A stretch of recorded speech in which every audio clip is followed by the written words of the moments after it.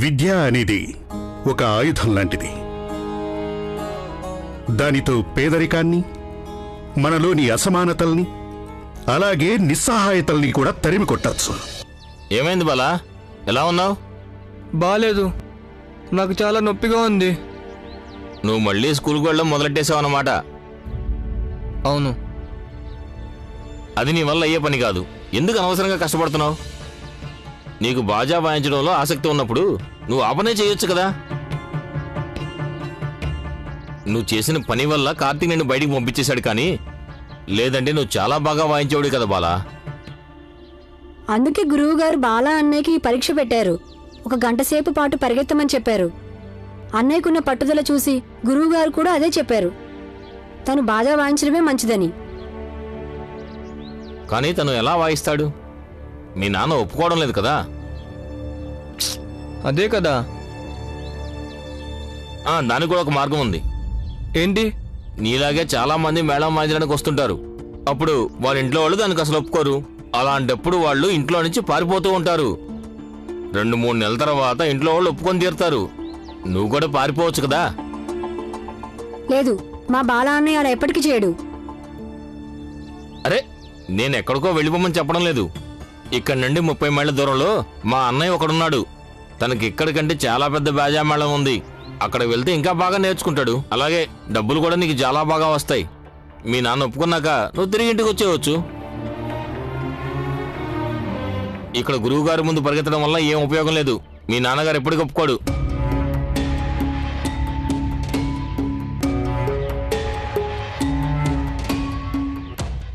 మా నాన్న ఒప్పుకుంటారు. ఆయన ఒప్పుకోరు భీమ్, నేనే వెళ్ళిపోతాను. బాలా అన్నయ్య, దయచేసి నువ్వు అలా మాట్లాడొద్దు. నీకు తెలుసా, ఇంట్లో ఉన్న వాళ్ళందరూ నిన్నెంతగా ప్రేమిస్తున్నారు. నువ్వు గనక ఇల్లు వదిలి వెళ్ళిపోయావంటే అప్పుడు ఇంట్లో అందరూ చాలా ఏడుస్తారు కదా.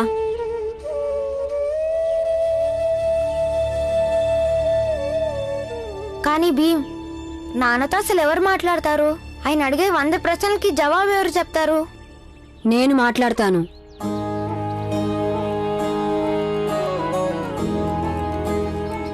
ఆయన అడిగే ప్రశ్నలన్నిటికీ నేనే సమాధానం చెప్తాను. అప్పుడు ఆ ప్రశ్నలకు వచ్చే జవాబులతో మనకు దారి దొరుకుతుంది. చూడండి, ఇంకెప్పుడు కూడా మా బాలా అన్నయ్యకి పారిపోమని సలహా మాత్రం ఇవ్వకండి. పద బాలా అన్నయ్య. అది నాకు ఇవ్వు.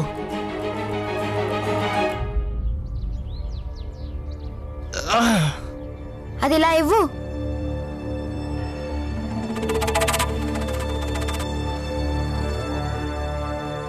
బాలా పారిపోవడానికి సిద్ధంగా లేడు. ఏం పర్వాలేదు. కాని ఒకవేళ భీమరావు గనక ప్రశ్నలు వాదనలు జరిపి వాళ్ళ నాన్నని ఒప్పిస్తే అప్పుడు బాలా శాశ్వతంగా మన వైపుకు మారిపోతాడు. నేనదే కదా కోరుకుంటున్నాను.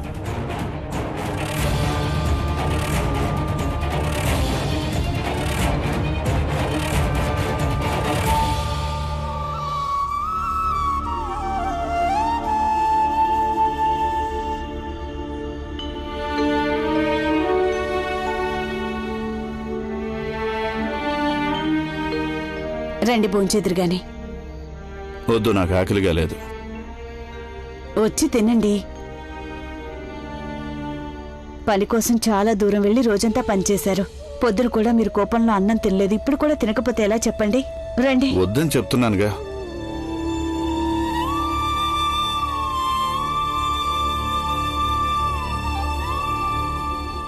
నాన్న, ఒకవేళ నేను ఇక్కడ ఉండడం మీకు ఇబ్బందిగా ఉంటే నేను ఇల్లు వదిలేసి వెళ్ళిపోతానులే.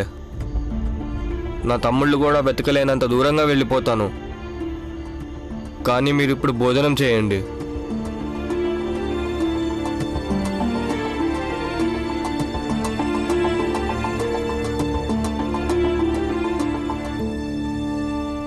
నాన్నా, ఇది ఎక్కడి న్యాయం? మీరే చెప్పండి. ఎప్పుడైనా గానీ మేము మాట్లాడుకోకపోతే అప్పుడు మీరు మాట్లాడుకోమని చెప్తారు. ఏదైనా సమస్య మీద మాట్లాడుకోవడం వల్ల పరిష్కారం దొరుకుతుందని. మరి ఈరోజు మీరే మౌనంగా ఉన్నారు. ఏదో ఒకటి మాట్లాడండి నాన్నా. నాకు నాన్నవ్వడానికి ప్రయత్నించొద్దు. పిల్లాడివి, పిల్లాడిలాగా ఉండు.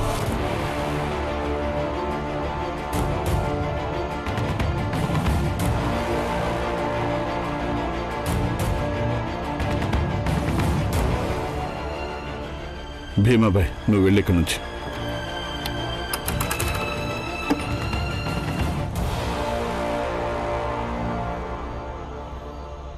ఏం వెతుకుతున్నావు భీమా? భీమా,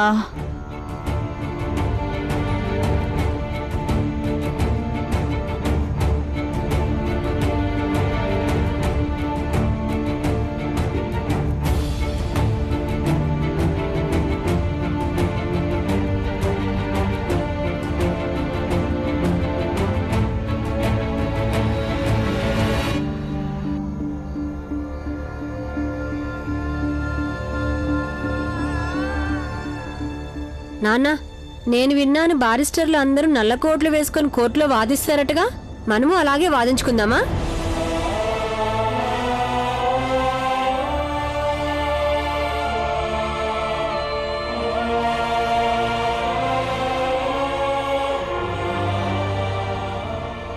నువ్వు నాతో వాదిస్తావా? అవును నాన్న, అప్పుడే సమస్యకి పరిష్కారం దొరుకుతుంది. అమ్మ, అత్త, అక్క, అన్నయ్యలు అందరూ రండి. గంగాక్క, అవన్నీ తీసి పక్కన పెట్టు. ఇవాళ మనం మాట్లాడుకుందాం. ఇది ఏమైనా కోర్టా ఏంటి? అవునా, ఇది కోర్టే. అమ్మేమో జడ్జి, ఇంకా బాలా అనే నిందితుడు. మన ఇద్దరం బారిస్టర్లం. ఇక ఇక్కడ మిగిలిన వాళ్ళందరూ సాక్షులు.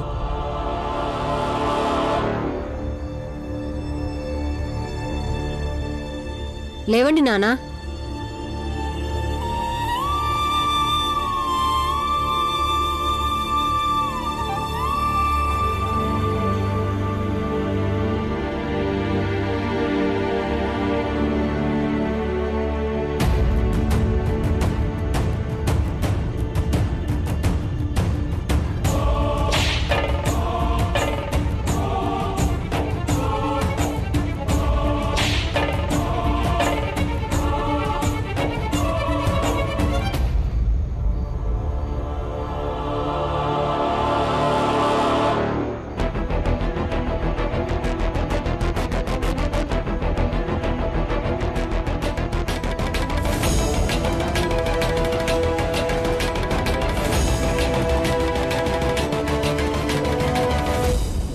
నాన్న, ముందు మీరు మీ వాదన వినిపించండి, తర్వాత నేను నా వాదన వినిపిస్తాను. భీమా, ఏం చేస్తున్నావురా? మీ నాన్నతోనే వాదిస్తావా? నాన్నతో కాదు, ఒక బారిస్టరు మరొక బారిస్టర్తో వాదించబోతున్నాడు. ఏంటి మీరందరూ వాడి మాటలు పట్టించుకుంటున్నారు? చాలా ఆపండి మీ నాటకం. గంగా, అందరికి భోజనం వడ్డించు. వెళ్ళి భోంచేయండి. పుస్తకాలు మనుషులకు దారి చూపిస్తాయి.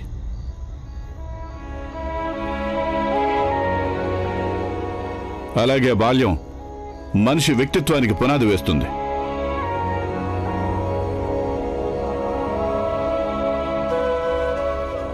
పుస్తకాలకి ప్రత్యామ్నాయ మార్గం ఏదీ లేదు. భీమ్, ఒకవేళ నీ దగ్గర ఏదైనా మార్గం ఉంటే చెప్పొచ్చు. నేను ఒప్పుకుంటాను. పుస్తకాలు మనుష్యులకి సరైన దారిని చూపిస్తాయని, మనుషుల్ని విజ్ఞానవంతుల్ని చేస్తాయని, అలాగే మనిషిని మనిషిగా నిలబెడతాయి. కానీ ఒక వ్యక్తి చదువుకి బదులుగా కళగాని వృత్తిగాని నేర్చుకుంటే దాంట్లో తప్పేముంది చెప్పండి నానా? కళలు కూడా జీవితానికి వన్న తెస్తాయి కదా. ఇది ఇష్టానికి సంబంధించింది నానా. కొంతమంది ఏమో చదువుకొని జీవితంలో ఎదుగుతారు, మరి కొంతమంది ఏమో కళలతోటి ఎదుగుతారు.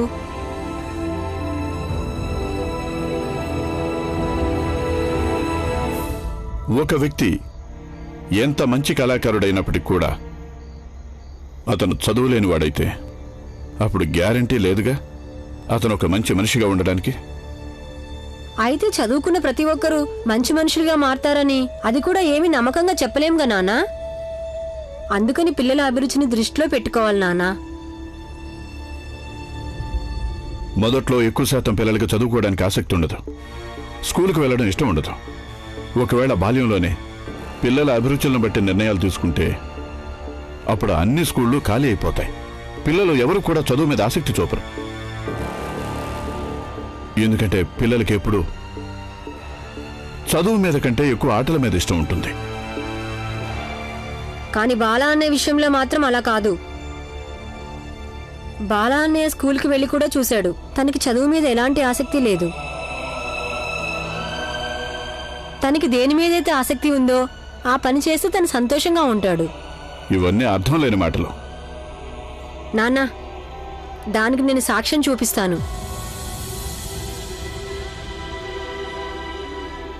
రా బాలా అన్నయ్య.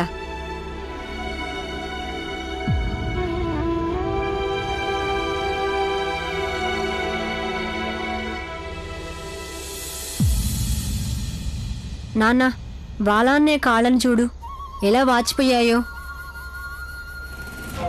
ఏమైంది? వీడి కాళ్ళు ఎందుకు వాచాయి? మాస్టర్ గారు అన్నయ్యకి పరీక్ష పెట్టారు. ఆయన అన్నారు, నీకు గాని నిజంగానే మేళం వాయించడంలో ఆసక్తి ఉంటే 1 గంట పాటు పరిగెత్తమన్నారు. దానికి అన్నయ్య పరిగెత్తుతూనే ఉన్నాడు. అది చూసి ఇక మాస్టర్ గారు కూడా ఒప్పుకున్నారు. బాలా అన్నయ్యకి నిజంగానే మేళం వాయించడం అంటే చాలా ఇష్టమని. తనని ఇష్టమైన పనే చేయనివ్వండి.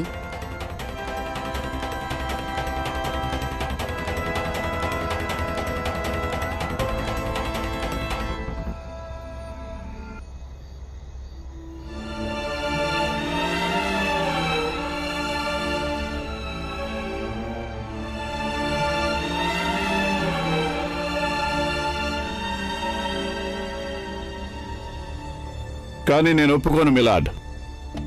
ఎందుకంటే బాజా వాయించడం వల్ల మన జీవితాల్లో గాని, బాల జీవితంలో గాని, ఇంకా మన సామాజిక జీవితాల్లో గాని ఎలాంటి మార్పు రాదు. మేళం నేర్చుకోవడం కన్నా అత్యవసరమైంది మన జీవితాల్లో మార్పు రావడం. ఇక మార్పు అనేది చదువు వల్లే సాధ్యమవుతుంది. లేకపోతే మన పట్ల ఇతరులు చూపించే భేదభావం మనల్ని ప్రతిరోజు కుళ్ళి కుళ్ళి చచ్చేలా చేస్తుంది.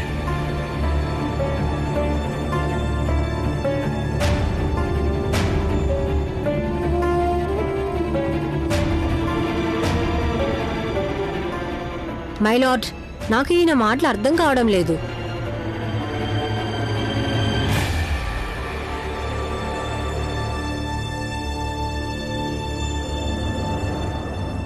నీకు అర్థం కాలేదా?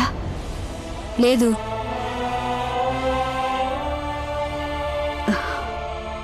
అయితే నేను చెప్తాను.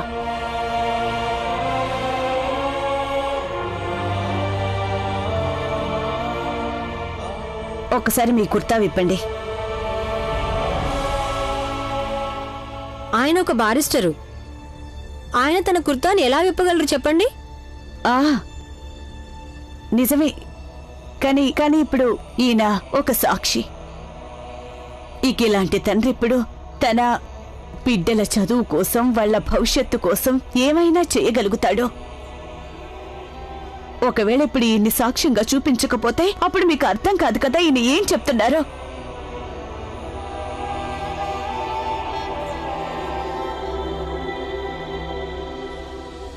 కుర్తా విప్పండి. భీమాబాయ్,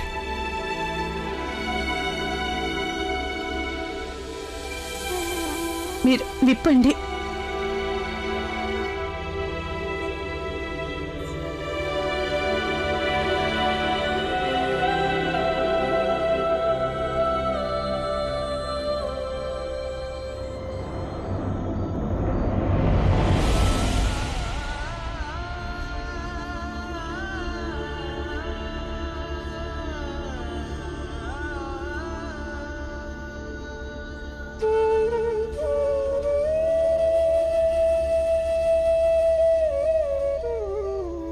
చూడండి,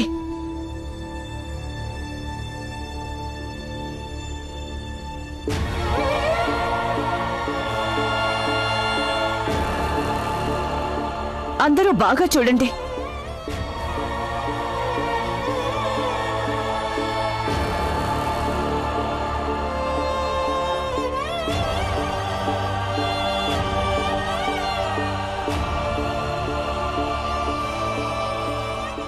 చూసారా? లెక్కలొచ్చుగా మీకు. మీ అందరూ లెక్క పెట్టండి. ఎన్ని చిరుగులున్నాయో దీనికి లెక్క పెట్టండి. సైన్యంలో రిటైర్డ్ సుబేదార్ ఈయన. ఈయన కూడా ఇలాంటి బట్టలు తొడుక్కోవాల్సి వచ్చింది. ఇంకైనా ఈ చిరుగుల్ని కప్పుకొని ఏదో విధంగా తన పరువును కాపాడుకుంటున్నారు. నేను ఈయనకి చెప్పాను, ఏమండి కొత్తవి కొనుక్కోండి అని, కానీ కొనుక్కోలేదు. అప్పుడేమన్నారో తెలుసా? పిల్లల చదువు వీటన్నిటికన్నా ముఖ్యమన్నారు. ఈయన అంటారు, వదిన, పిల్లలు బాగా చదువుకొని గొప్పవాళ్ళు అవుతారు. అప్పుడు ఈ కష్టాలన్నీ తీరిపోతాయి. అప్పుడు నా కొడుకులు ముగ్గురు తన తండ్రికి తలోక బన్నీను కొనిస్తారు కదా. అప్పుడు చూడు, నా దగ్గర 3 బన్నీలుంటాయి. వీటితో పాటు 3 కుర్తాలు, 3 జతల చెప్పులు. ఆ తర్వాత నేను ఈ ప్రపంచంలో అందరికంటే గొప్పవాడిని, అందరికంటే ధనవంతుడు అవుతాను అని, ఈ లోకం మొత్తంలో నాకంటే ధనవంతుడు ఇంకెవరు ఉండరు అని.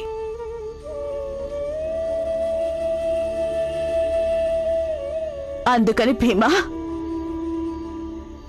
మీ బాల అన్నయ్య కాళ్ల వాపుల నొప్పులతో పాటు నువ్వు నీ తల్లిదండ్రుల బాధను అర్థం చేసుకునుంటే అప్పుడు నేను ఒప్పుకునేదాన్ని, నువ్వు నిజంగానే తెలివైన వాడివి అని. నీ తోడబుట్టిన వాళ్ళ ఇష్టాలతో పాటు నీ తల్లిదండ్రుల ఇష్టాల్ని కూడా నువ్వు అర్థం చేసుకోవాల్సి ఉంటుంది భీమా.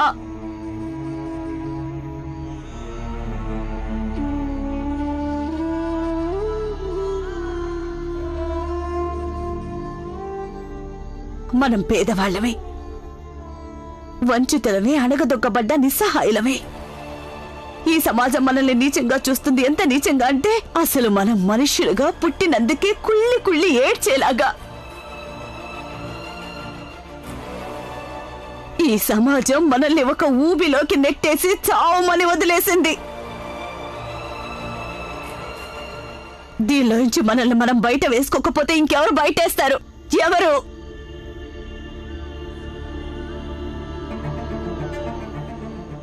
ఈ దురాచారాన్ని ఎదిరించాల్సిన బాధ్యత మీ భావితరాల మీదే ఉంటుంది.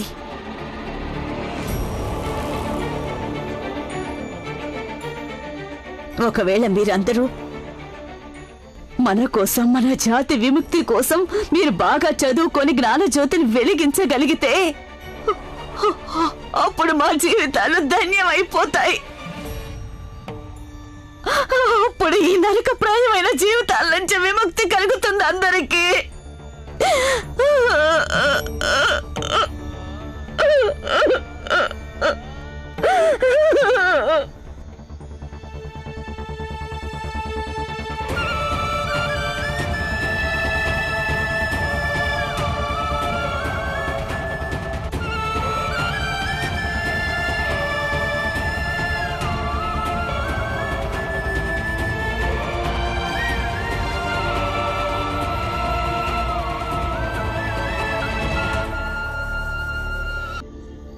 నిద్రపోయావమ్మా?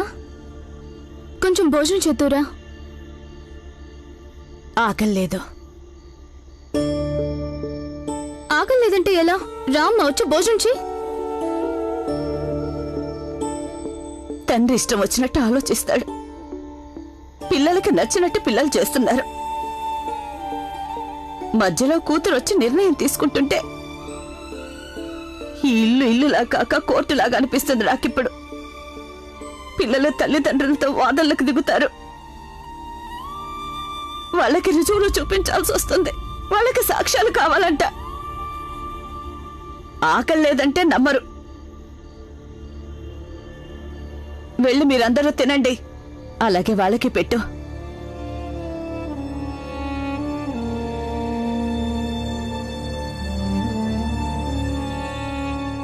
వదినా, ఒప్పుకుంటాను, భీం వాదోపవాదాలు చేశాడు, కానీ వాడి మీద మీ మాటల ప్రభావం కూడా పడింది వదినా. వాళ్ళు పిల్లలు, వాళ్ళు పెద్దవాళ్లలాగా అర్థం చేసుకోలేరు. మెల్లమెల్లగా అర్థం చేసుకుంటారులే. రా, భోంచెద్దు. ఆకలి లేదని చెప్పానుగా, మీరు వెళ్ళి తినండి. మీ అన్నయ్యని కూడా తినమని చెప్పండి. నన్ను పడుకోనివ్వండి. అమ్మా, గంగా,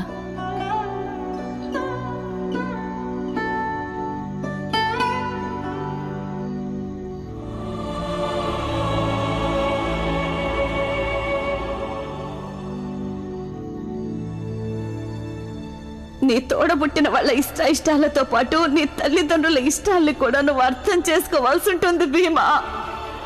ఈ సమాజం మనల్ని ఒక ఊబిలోకి నెట్టేసి చావమని వదిలేసింది. దీనిలోంచి మనల్ని మనం బయట వేసుకోకపోతే ఇంకెవరు బయటేస్తారు? ఎవరు? ఈ దురాచారాన్ని ఎదిరించాల్సిన బాధ్యత మీ భావితరాల మీదే ఉంటుంది. మన కోసం, మన జాతి విముక్తి కోసం మీరు బాగా చదువుకొని జ్ఞానజ్యోతిని వెలిగించగలిగితే అప్పుడు మా జీవితాలు ధన్యమైపోతాయి. అప్పుడు ఈ నరకప్రాయమైన జీవితాల నుంచి విముక్తి కలుగుతుంది అందరికీ.